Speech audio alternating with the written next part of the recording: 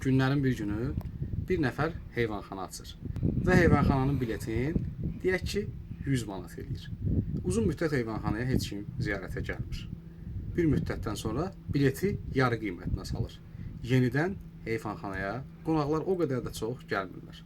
Günlərin bir günü sensasiyon elanla heyvanxananın qiymətini 5 manat eləyir və heyvanxana ağzına qədər ziyarətçilərlə dolur.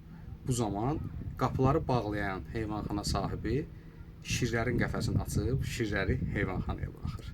Səs yüksəldici ilə hamının çıxış qapısında 500 manat ödəməyini elan edir. Canlarının qorxusundan hər kəs 500 manatı ödəyib təcili heyvanxananı tərk edir. Hansı ki heç kim 100 manata heyvanxanaya baxmağa gəlmirdi. Ucuz və havayı olan şeylərdən həmişə çəkinin. Ucuz və havayı olan şeylərdə böyük ehtimalla satılan siz olursunuz. Özünüzə yaxşı baxın.